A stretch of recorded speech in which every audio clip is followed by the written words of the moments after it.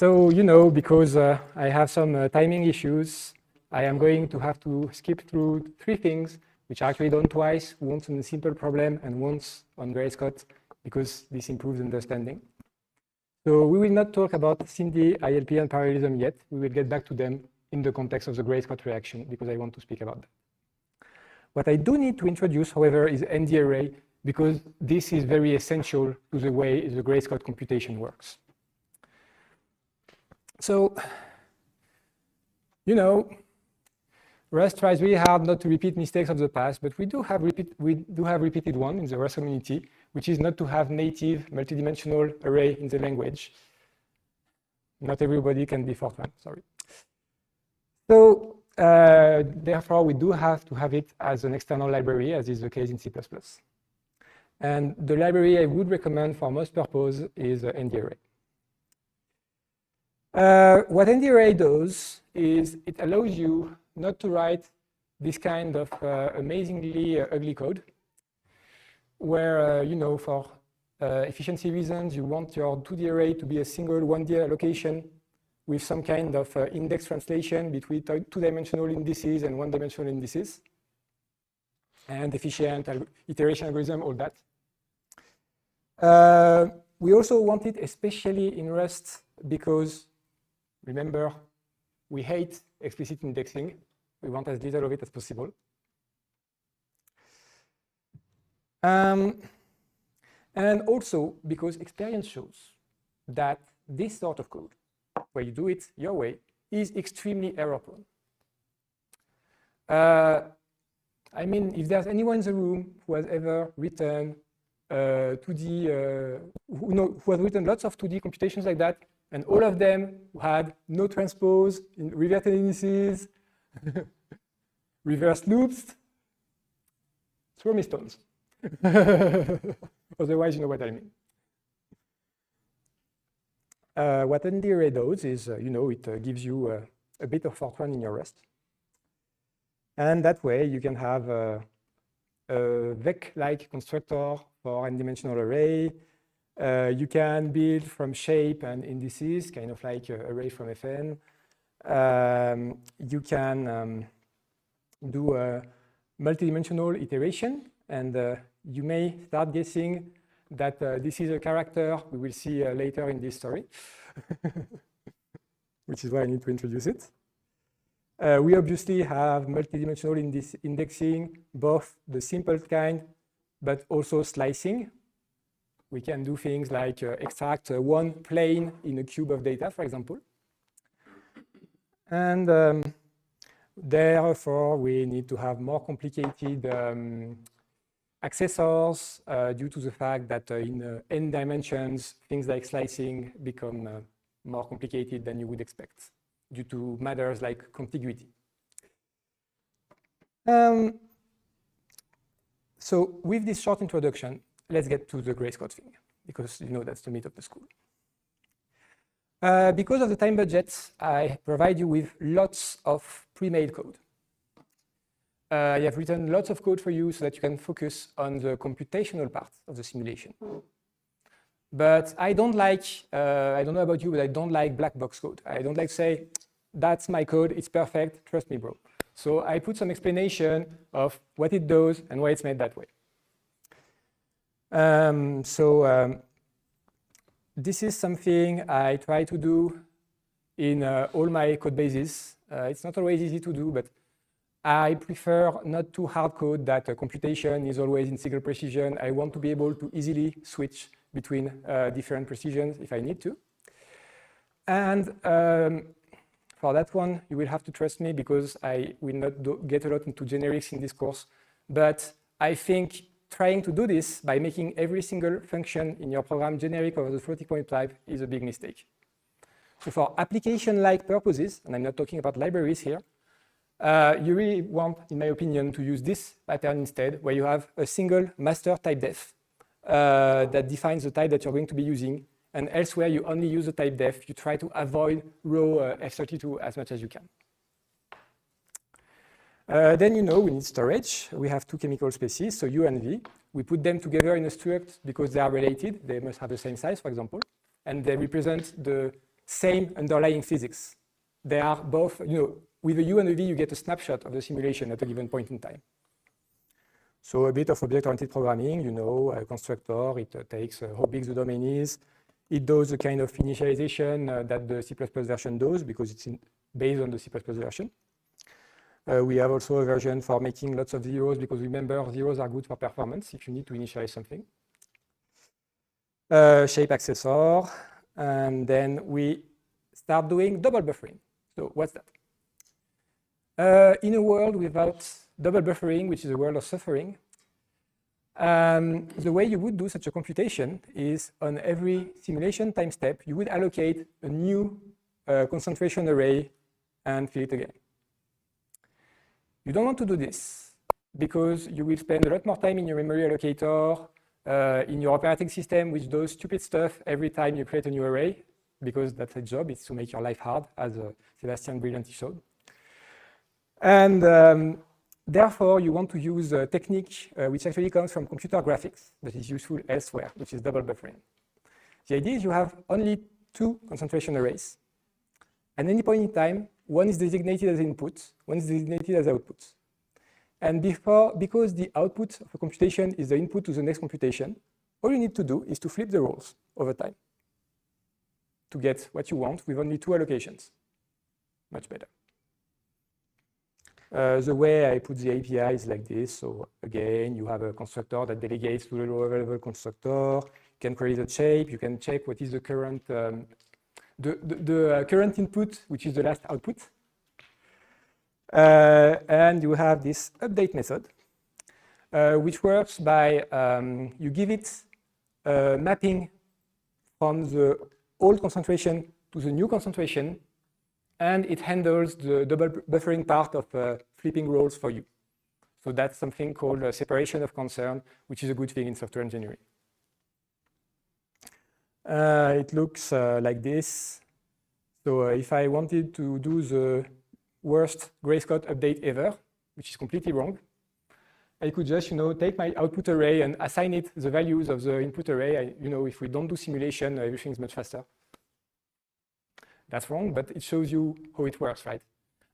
When I'm updating my simulation, I only see input and output, and I don't need to care about the double buffering under the hood, which is important to make maintainable software in the long run. Then we have I/O. And here again, I put a small layer of abstraction to separate concerns.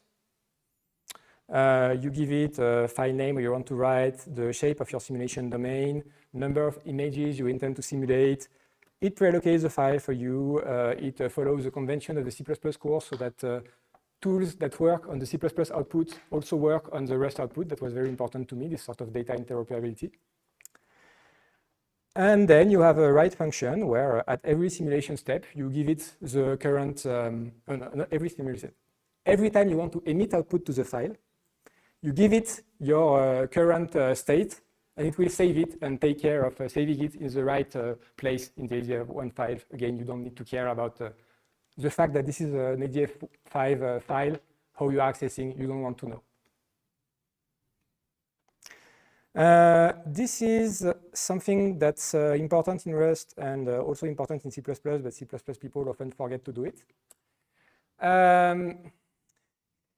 When we are using the so-called resource acquisition is initialization pattern, which is the one where your object handles some things when they are destroyed. We have a problem with I/O.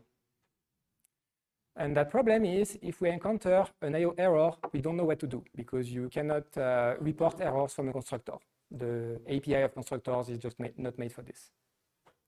That's why for any object that does I/O, it's good to have the array in case the user forgets to do the explicit closing, but you want to have an explicit close operator because this allows for proper error handling, which is much better.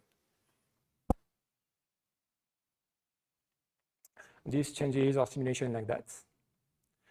And we keep thinking, okay, no matter how I do the actual computation, there are some bits that are going to be common. I'm going to have some simulation parameters.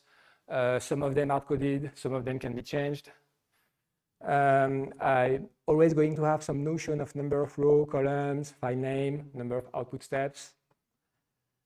And then I will pass that to my simulation runner along with the update function. And these are the two configurable parts. And all the rest are hard-coded because we know that here we are focusing on compute optimizations. So we will not really need to change the rest of the logic of the run simulation function. It's always going to be the same ID except for how we compute the namespace step. So we separate the concern again of running the general simulation logic versus computing the next step. Okay. And you know, because we are nice people, we don't want to hard code every parameter. We want to have some user-defined parameter that can change every time the simulation is run. This is also important, you know, to have a feature parity with the C++ version, which again was a goal of this version. We wanted basically that you are unable to know if you are using the C++ or Rust version. Well, I wanted that. And for that, we are going to use CLAP, which is a beautiful common argument parsing library. Because what it does is, you know, you take this data structure which states your simulation parameter. You put some annotations on it, like, you know, this parameter is going to be spelled as -r, the default value is going to be this. And with that, you automatically generate your command line argument parsing code. People who have ever had to work on the argument parsing logic of an application will realize how amazing this is. This is wonderful. It's the best API for parsing arguments I have ever seen in any programming language. With minimal effort, you get a CLI that follows common Unix convention, like you can type -help, it gives you the automatically generated help. You can pass arguments as -o space file name or -o concatenated file name, and it works. All those nice stuff are handled for me, and that's beautiful. We have some hard-coded parameter because the C++ version did, so, you know, feature parity. They do it, I do it. And one thing which I find nice is also to have some kind of progress reporting. Because, you know, I think our most optimized CPU simulations, when we run all the hardcore destroy the code in order to get maximal hardware performance kind of optimizations, they get to like 40 seconds. And that's a long time to wait, looking at your terminal at a blinking cursor, no idea what's going on. So instead, I prefer to have some nice progress bar in your terminal, and we can have that with indicative at a very little cost. Basically, you say, how many steps am I going to have? You can add one step. This relies on atomic increment operations under the hood, which are slow. Well, slow for a CPU instruction. Usually, it's not a concern. If it becomes a concern, you can do coarser grain increments just by changing this logic. So that's what you start from. I give you first implementation, which, let's just say, may not be the most optimized one. Basically, it's like the starting C++ implementation, but with bound checks as an additional bonus. And I tell you, okay, let's see if you have understood what I have said before in this page, integrate this in the code and get the simulation to run. And then we can start talking about optimization. Are there any questions so far? Let me check Discord.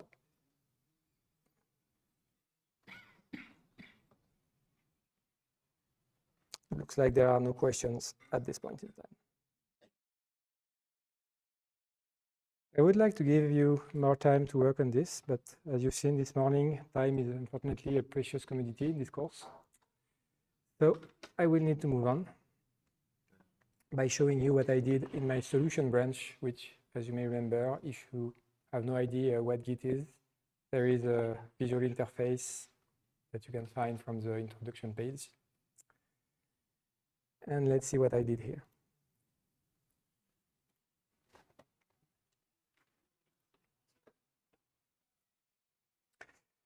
So in the example code, I very subtly hinted you into putting the update function in a file called src lib.rs. And I would like to get back into that because it's important also for you to understand the code structure of this project. Our project is what's called a cargo package. That's something that cargo does in Rust.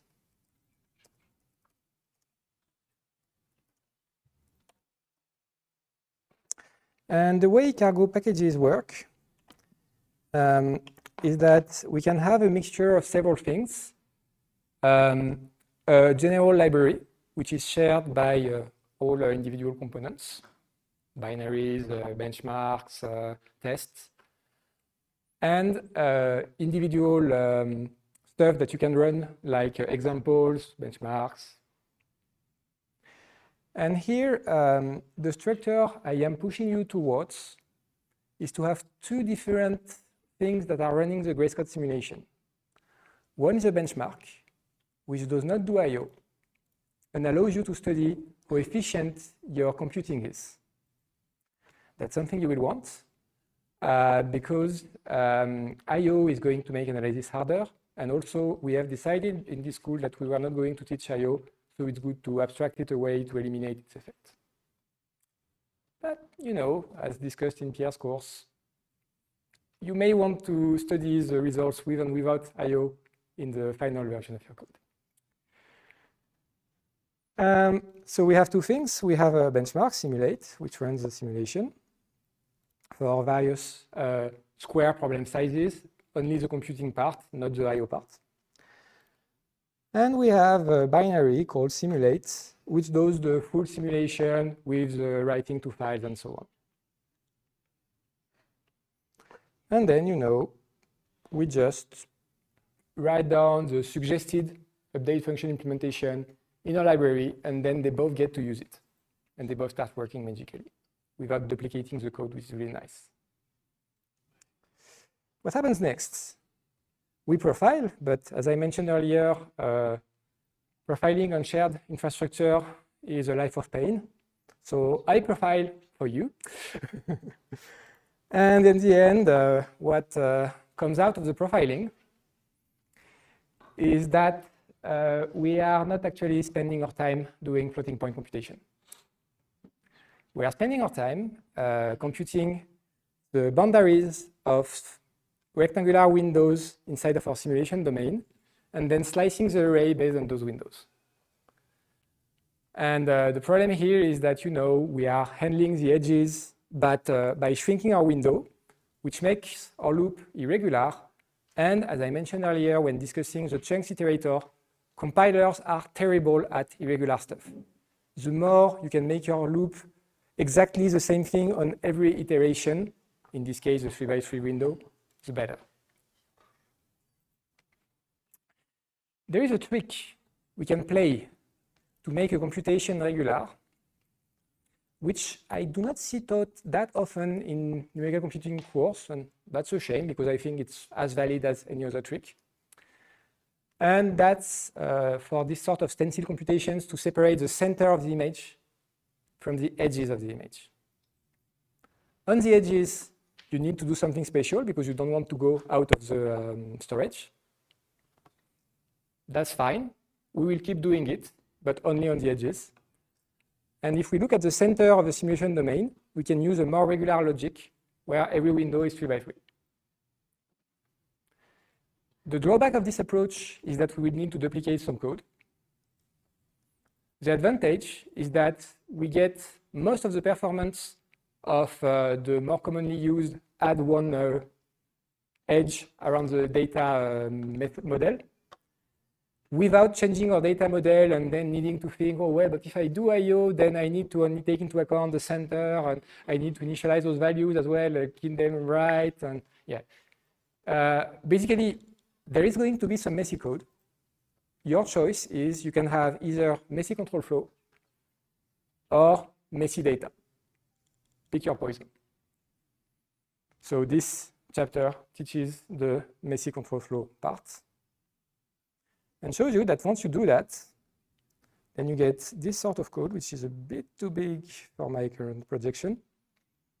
And you can see that now, when I'm working at the center of my simulation, I can use much simpler iteration logic, where instead of computing my windows, paying bound check overhead, and so on, I can just use a built-in ndarray iterator called Windows, which again has nothing to do with the operating system, and gives you 3x3 chunks of data, which is exactly what we were going to need for a stencil computation. We zip this iterator again against an iterator over the central output region, which has the same, we have the same number of windows as we have a number of output cells, and ndarray always iterates in the same manner, so this will work. And at the end, we get a nice performance boost. But if you look at the assembly, we're still scalar, and that's not so nice. And we are still scalar because compilers are a bit stupid and need to have their hand held very tightly before they actually proceed to generate vectorized code. There are some people out there whose kink is to get compilers to generate vectorized code. I don't kink shame, but my kink is different.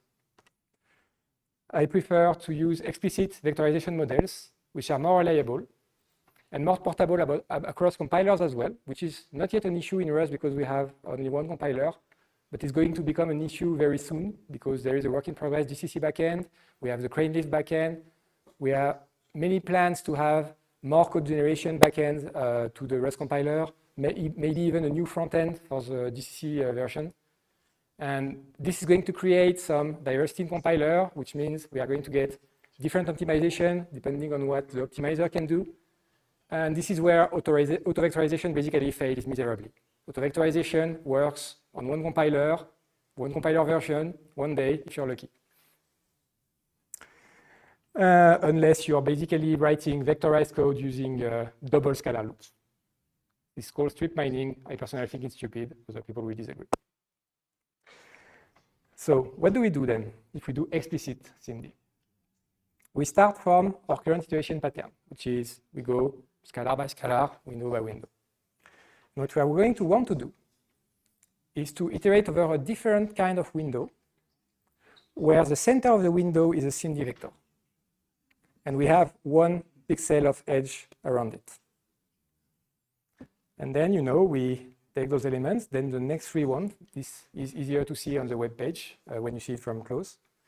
And when we reach the end, we go back to the beginning and start over. The problem is that before we enjoyed having one-dimensional loop, which leveraged the fact that our logic was the same for rows and columns, and when you ask ndarray to do 2D iteration, it always does it in the same way. We cannot afford to do this anymore. Now we are going to need a double loop, one over rows of outputs, and then an inner loop that does the vectorization stuff. Furthermore, we are going to need to decide something else, which is what we must do with the elements at the end in case the number of output elements is not a multiple of our SIMD vector size. Basically, we are going to need some kind of scalar fallback, so more code duplication, which is a pain. If you followed the suggested workflow in the previous chapter, which is to prefer messy logic over messy data, you already have the code duplication and you can adjust it to handle this case as well. That's the benefit of it. I give you the easy part, which is handling the vectorized middle. As you can see, it's not so easy already. That's why I give it away. And then I leave you to handle the messy part of how do we handle the edges so we can feel the pain. But I know you don't have time to feel pain, so I will just skip to the next chapter, where I'll tell you, okay, we have done that, now we are going to throw everything away. Because this way of vectorizing is stupid. Why is it stupid? Because if you look at this iteration pattern, you see that our output SIMD vector is never going to be well aligned. And SIMD is sensitive to all kinds of hardware details that you don't want to know about, and one of them is memory alignment. If your vector has a size of 32 bytes, You want it to have a memory address that's a multiple of 32. Otherwise, you will pay a penalty that gets bigger as your vector gets larger. Basically, every time you get a vector that crosses over an L1 cache line boundary, you are going to do 2 memory loads or 2 memory stores instead of 1, and this will hurt your memory access performance. And the way we're going to do this, again, I have stolen it from Pierre, which I thank for thinking about it because this is insane, is to completely redo our data layout using a procedure that is anything but obvious. Let's say that so far, our data domain has this shape. And furthermore, let's say for the sake of argument that our SIMD vector size is 3, which is true of no hardware, but allows us to have schematics that fit on this screen. What we are going to do is we are going to slice our table into 3 blocks.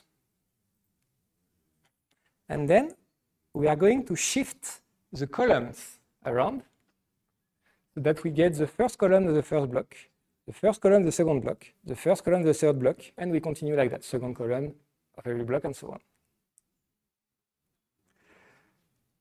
This is the point where you realize what I mean when I say this is insane. But hear me out. It's actually genius. Because now, if your storage is actually aligned, what happens is you can implement the same logic as before, check the math, using only aligned SIMD vector accesses.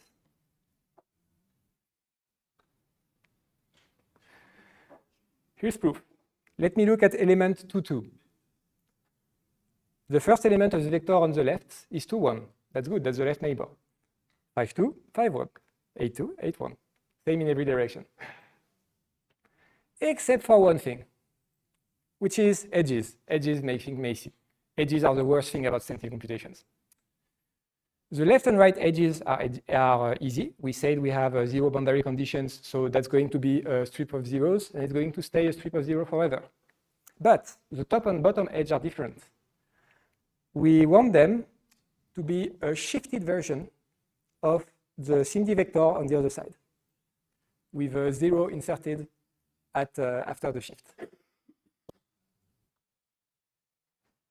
This is not free, unfortunately. We are going to pay a price for this in terms of performance, because now we need to do this extraction, shuffling, we need to update it on every simulation step.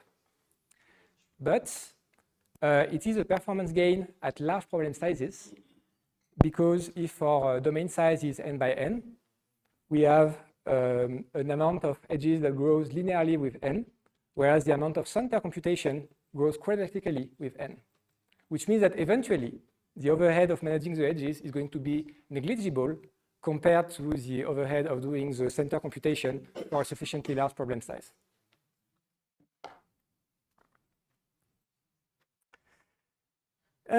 It's going to be messier than that, however. Aligned storage is a pain in every programming language, especially those that try to use high-level abstraction like C++ and Rust. The reason for that is that as soon as you have data abstractions like vectors, stuff like that, you start to have an implicit memory allocator somewhere that does memory allocations with a certain alignment that you cannot easily control.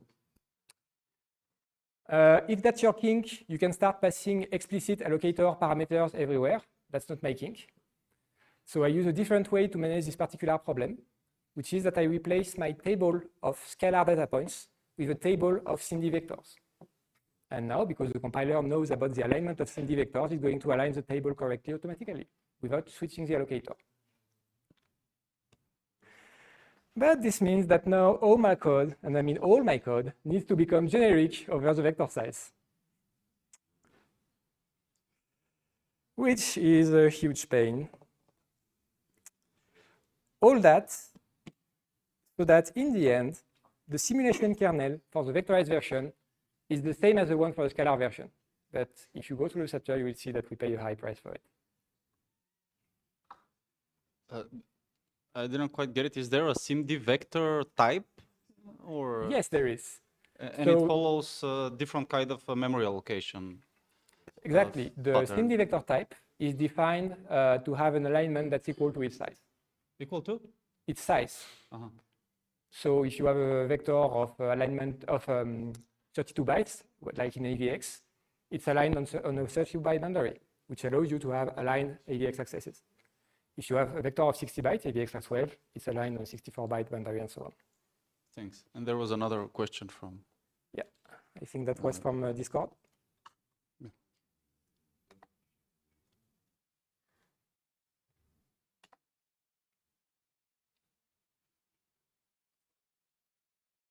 Yeah, as someone points out, boundaries are a pain in all stencil computations. And there are a different kind of pain depending on how you do, what particular kind of stencil computation you're dealing with.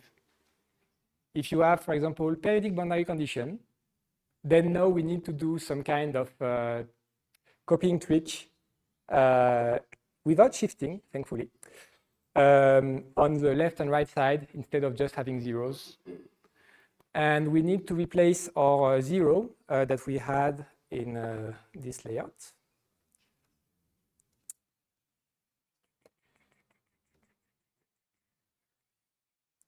And this zero is going to become, I think, that element instead. So now we need to do not only vector shifting by one lane, but also some merging between two vectors. It's going to be a bit more expensive. And this is going to be a copy of this, and this is going to be a copy of this. And there, I think we get the right boundary condition. Not sure, however, it was Dirichlet. So this was a mathematician name version, so I'm not sure it's a periodic one. I hope it is. You tell me if I got it wrong.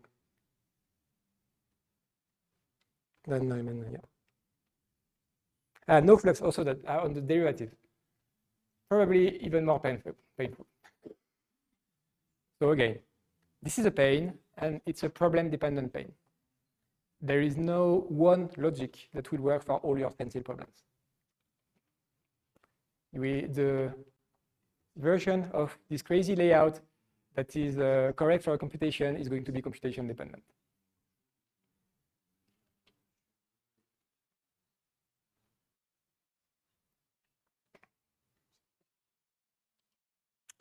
And yeah, again,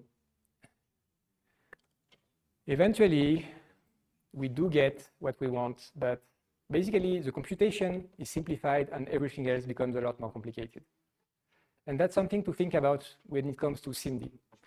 SIMD is so sensitive to data layouts that it often will require you for optimal performance to change your data layouts. But everything else in your program depends on data layouts, which means that changing your data layout is very costly, which means that you want to get it right the first time. You ideally don't want to try a data layout, try another one, if you can avoid it. That's a very expensive code refactoring, which is why I give away most of the code for it.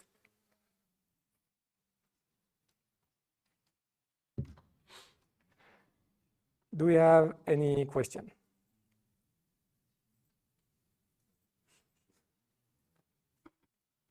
Does the compiler in some way detect what is your vector length?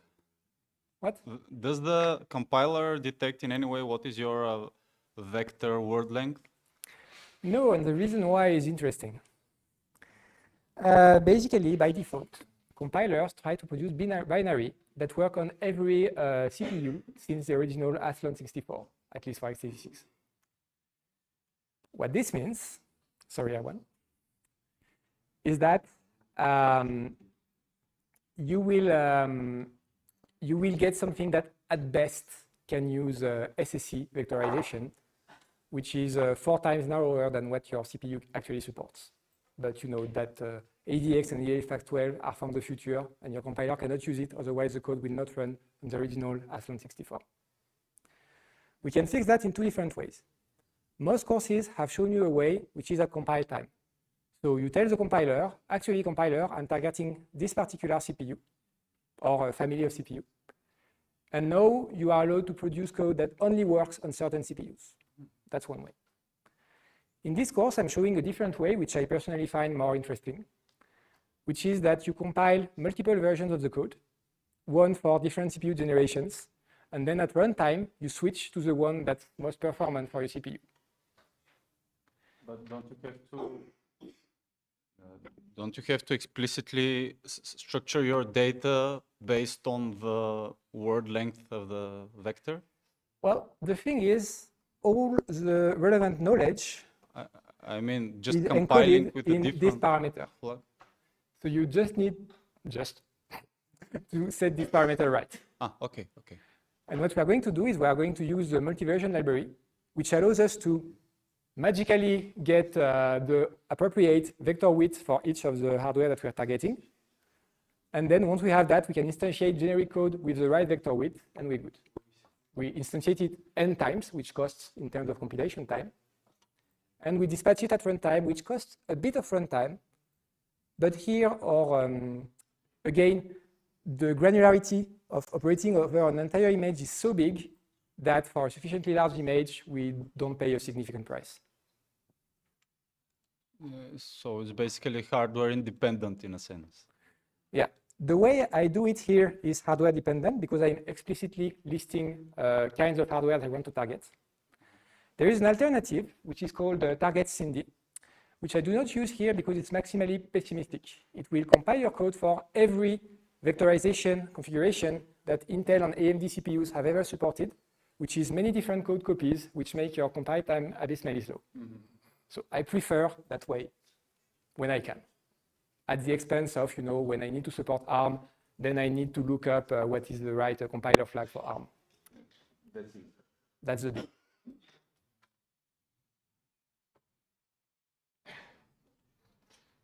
But what I like about this approach is you still get binaries that are portable across different CPUs from a given architecture. You don't need to do one build for this kind of machine, one build for this kind of machine, figure out a way to distribute them to the right machine. The binary has all it needs to be efficient on any hardware, it just works. And it's not much bigger in size. Well, in this case, the computational kernels are 3 times bigger, but hopefully in a bigger simulation, that's not all of what our application is doing, right? So I will stop there. We are about halfway through, and also halfway through our time slots. So that's a good time for a coffee break, I think, especially as we are at the scheduled time for it.